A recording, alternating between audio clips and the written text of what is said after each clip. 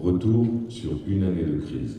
Limité à 6 minutes lors d'une soirée de projection, la crise en Catalogne a fait l'objet d'un débat dans le cadre de Visa, en compagnie de journalistes étrangers et catalans, dont certains s'étonnent toujours de l'absence d'une exposition dédiée à ce thème à l'occasion de cette 30e édition. Cela surprend beaucoup l'explication du responsable de Visa, disant qu'il avait vu seulement des photos avec beaucoup de drapeaux, car précisément il s'est passé beaucoup d'autres choses. Parfois, faire du journalisme local, se confronter à un conflit interne, c'est beaucoup plus compliqué que de montrer ce qu'il se passe loin de chez soi.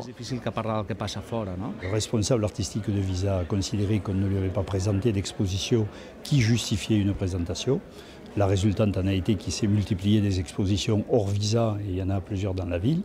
Et d'autre part que la direction de Visa elle-même a pris la responsabilité d'organiser le débat et nous a laissé les mains libres pour l'organiser. Donc finalement, moi j'en retire un aspect totalement positif pour Visa. Un débat où les journalistes ont fait part de la hausse des tensions lors des manifestations, notamment pour les reporters de la chaîne catalane TV13. Nombre de journalistes de la télévision de Catalogne sont inquiets pour leur intégrité physique quand ils doivent couvrir des manifestations en faveur de l'unité de l'Espagne.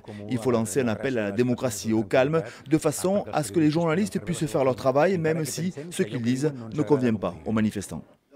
Le traitement médiatique de la Catalogne a aussi permis au grand public du monde entier de connaître la réalité d'une région qui, si elle n'est pas un État, a toutes les caractéristiques d'une nation, à savoir une langue et une culture propre.